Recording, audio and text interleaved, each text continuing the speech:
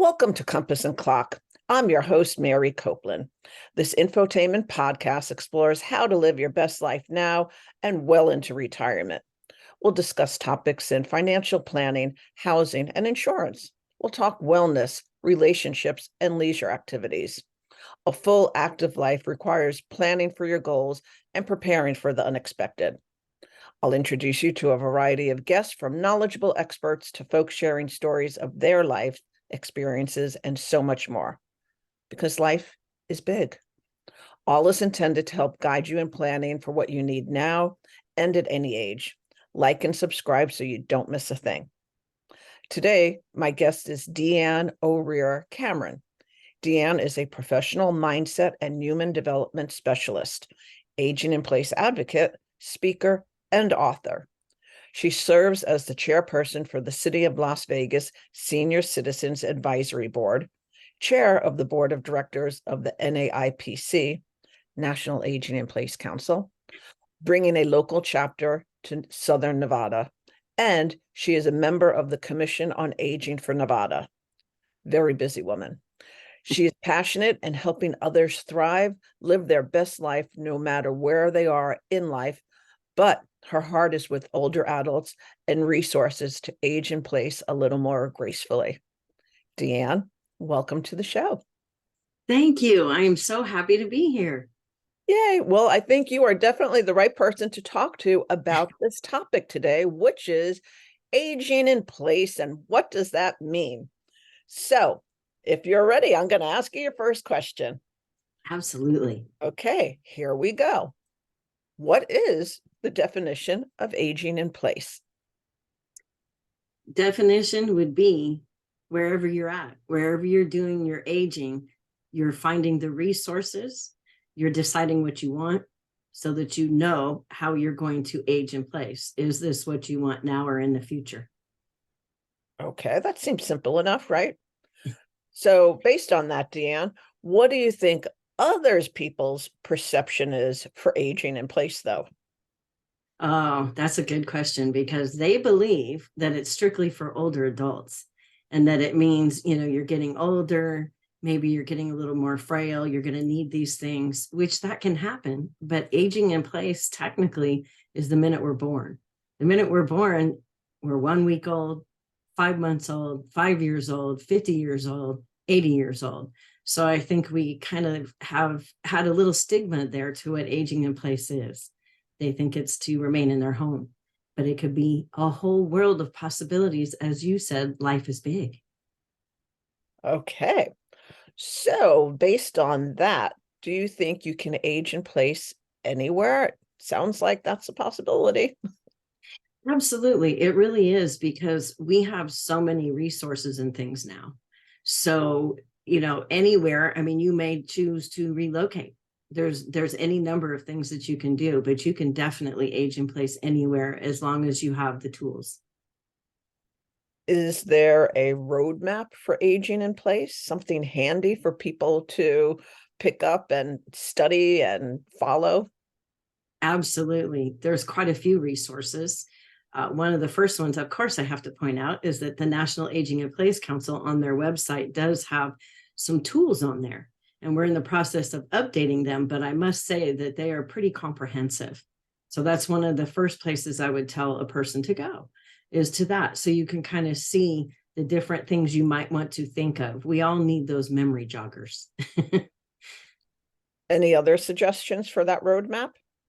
Yeah. So the roadmap, what you're going to do is really look at what your desires are and start being proactive of what you're going to do for those, and put yourself in various scenarios of what you might need, because you got to think ahead. You can't just think in this moment. Think ahead. As you're aging, you're going to have a lot of different things that you might want or need. And you may be watching other people aging and saying, I want that, or I don't want that. So as you're planning your roadmap, you want to consider those pieces. So this roadmap that you're referring to, I know it's not on a shelf that says roadmap aging in place, written by Deanne, author. Yeah.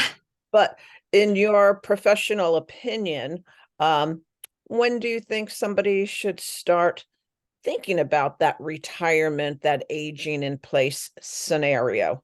Because it's probably different chapters too. Yes, each portion of it is a different chapter. I'm so glad you brought that up, because the way I look at it with all the things that I have my hands in is the earlier the better, because many of the calls that I receive on a daily basis could have been prevented, and easier resources and just flow and ease in general without the stress if they would have started a little earlier. So for me, I think it would be great if people would be thinking about it, at their late 20s, 30s, putting it together, and put your midlife and your later in life together so that you have a plan. Yeah, in your 20s and 30s, you're out of college, you're embarking on your career, you're starting a family, you might be buying your first house, and you're bringing in that income flow where you should really be putting dollars away as early on in life as possible, because we all know that as we get older, at some point, our goal is to retire and not work. So that income flow is going to be different. And if you want to sustain that same quality of life that you've been enjoying, it's going to take some funds to do that. So I'm glad that you said start, in your 20s and 30s. Mm-hmm. Yeah. So with that said, how do you approach aging in a place when talking with a couple versus a single person? The first key there is communication, finding out what each one wants. Because otherwise, if you don't have that commonality that you can find, it can get a little messy. And they sometimes do have differences in how they want to do it. So that communication, sitting down, making sure that you have that discussion with your spouse or whoever that may be, so that you can see where you're on the same page and where you might be different. Well, also when you're speaking with a couple versus a single person, let's use the scenario 50 years and older. You might be a single person because you lost your spouse early on in life. And you're living in a community that you had a lot of friends, but now you're single and they're all still married. So maybe that's when you're thinking of, oh, well, let me look into an independent living community in my neighborhood, and I can start a new social circle. I can still Yes. maintain my friendships, but if you're getting a little lonely, there's options for you out there. Don't Oh, feel yes. like you're on your own, that you're the only person that's going. Mm-hmm. This definitely look in your heart, what's going to make you happy. Yes.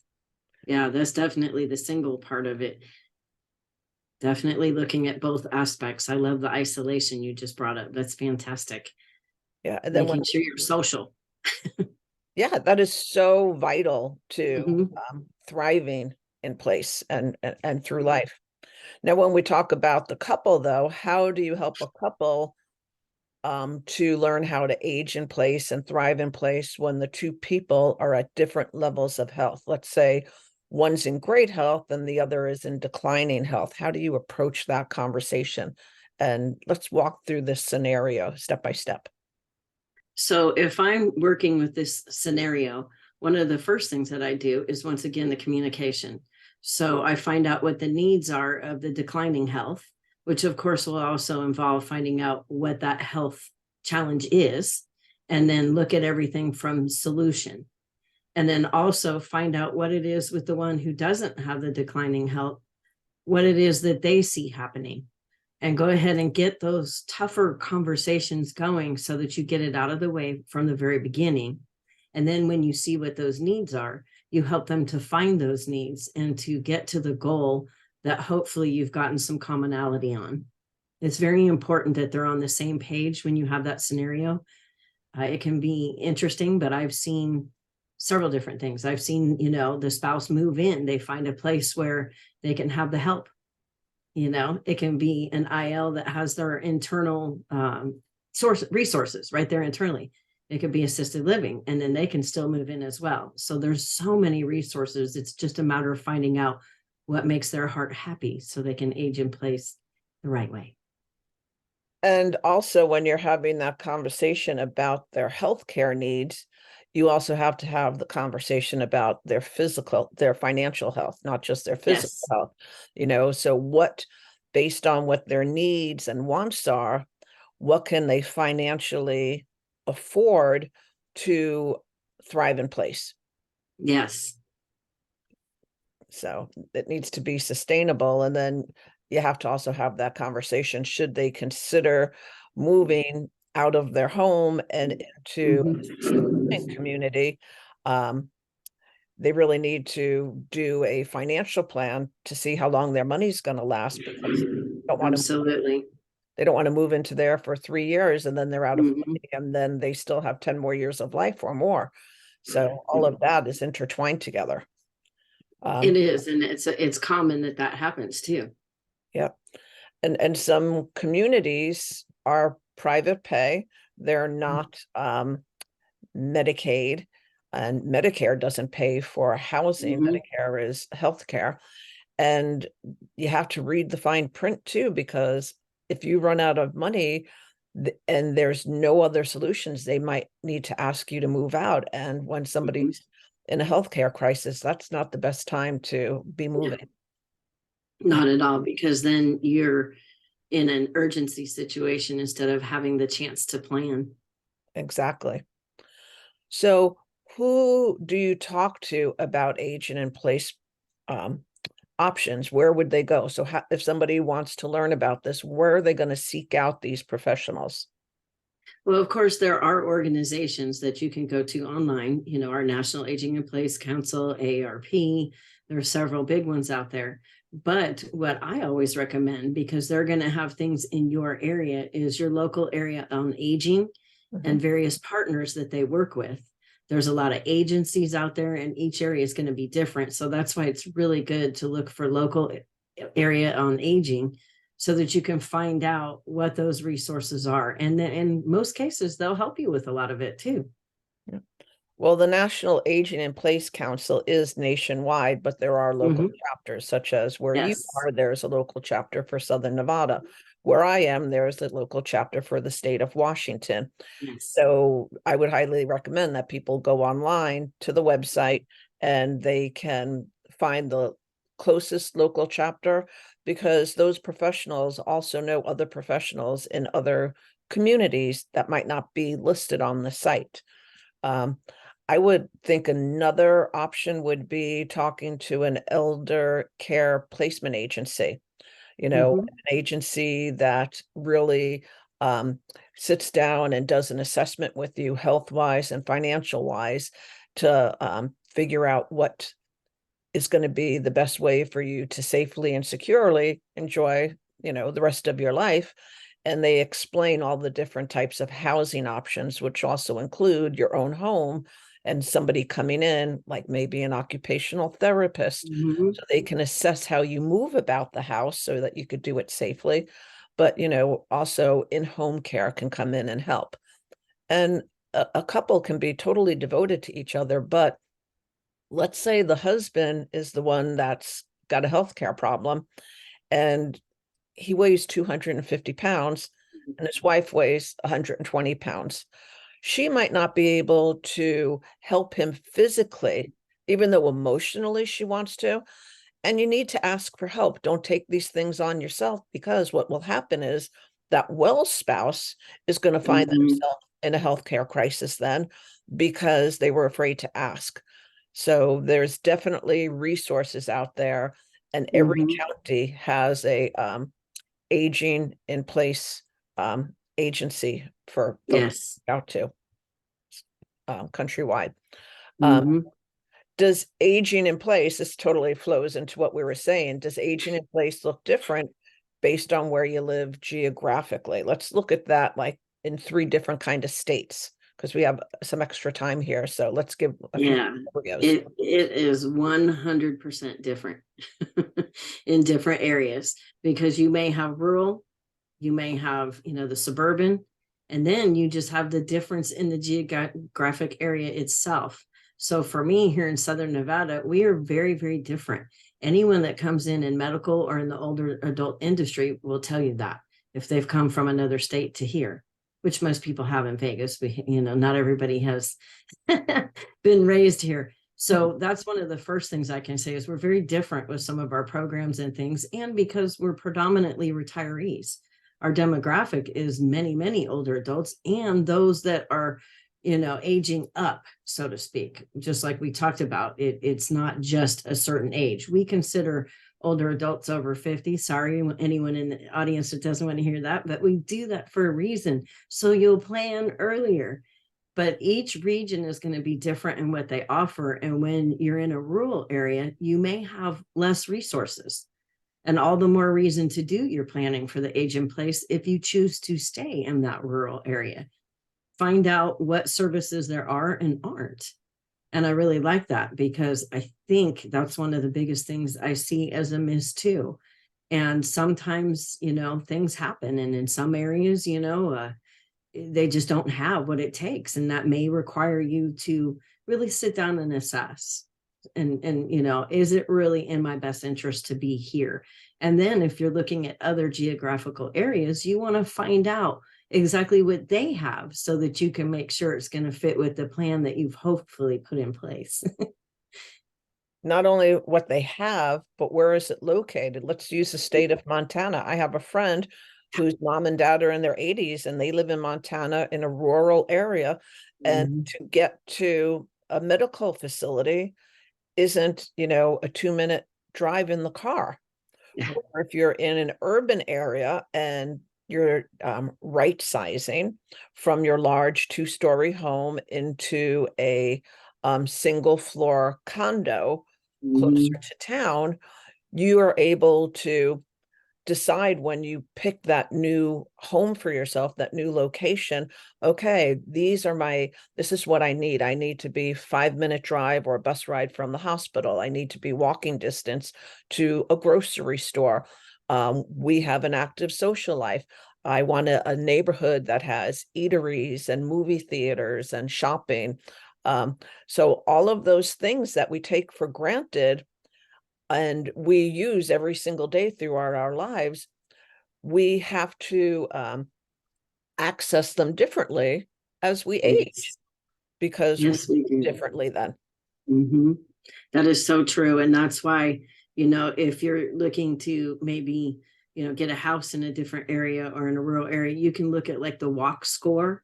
They have a lot of that on the site. So there's a lot of different resources involved in everything that we're talking about. And that's why to be able to get through all these resources, it's really good to be a little more proactive because then you're not hit with it all at once. And, there's so many great places that really do cater to older adults. So I always encourage people, don't be discouraged if you do need to make a relocation because it's just a new chapter. Create a new chapter. Exciting. And you get to create it. Yep. Based on your needs and your wants. It doesn't have to be just needs if there's health challenges or whatever have you. Yeah, maybe the cold weather isn't as good for your joints anymore. So relocating to a warmer climate can make all the difference in the world. Absolutely. For me, it was allergies. Okay. And problems after a car accident that brought me to a dry area. It was literally suggested by my doctor. A little scary at first, but then I said, I'm going to take the plunge. And it's that kind of attitude that helps when you're aging in place. Yeah.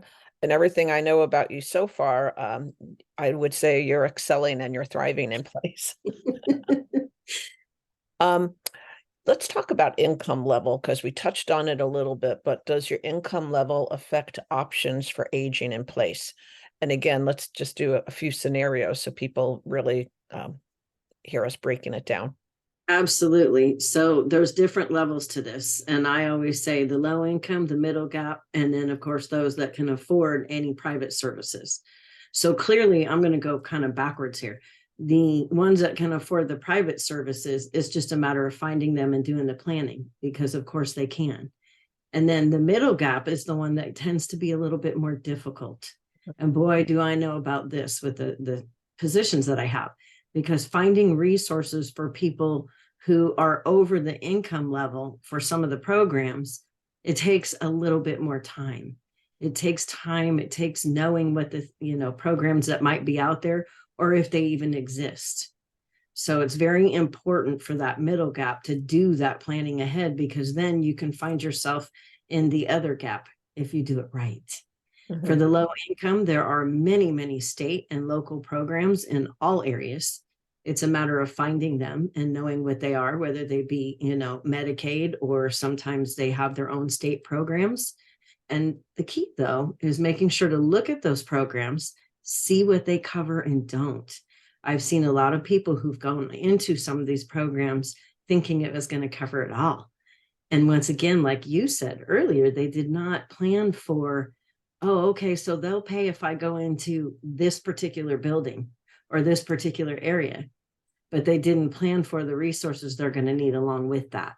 So it's really the full package, and making sure no matter what level you're at, that you're looking at all things combined, because it is really the 3 levels. And once again, the middle gap is the one that I see challenge. My own mother was only, I think it was 200 over the cap to be able to get into some programs. And it made it very difficult for me to find things. And it also took my advocacy to another level, because now I'm trying to change that, either lift these or find more resources. Let's get people encouraged to do more resources.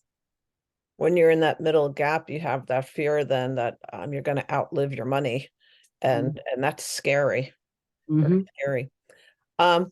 I was going to ask, is there anything you want to emphasize to our listeners as it pertains to aging in place? But before you answer that, because that'll be our wrap-up question, I was thinking as you're talking, there needs to be a handbook. Like when I was pregnant, there was a wonderful book I read, and over your shoulder, I could see a book. Yes.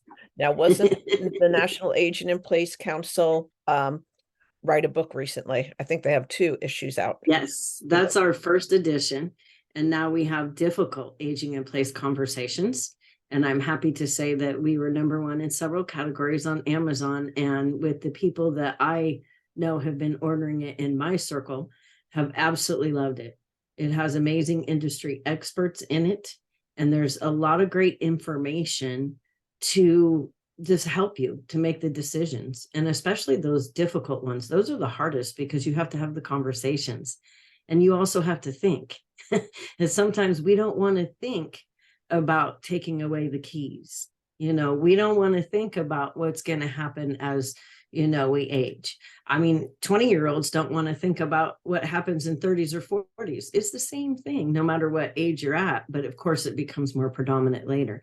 So this book is both for the older adults and their families.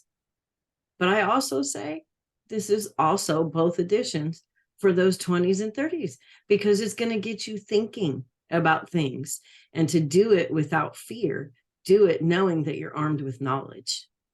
Yeah, I just think it's smart to educate yourself and do a little prep work, a little planning in advance, and then go about enjoying your life, right? Oh, yes. Yeah, don't let it weigh on you. So, yeah. So with that said, is there anything you want to emphasize to our listeners as it pertains to aging in place?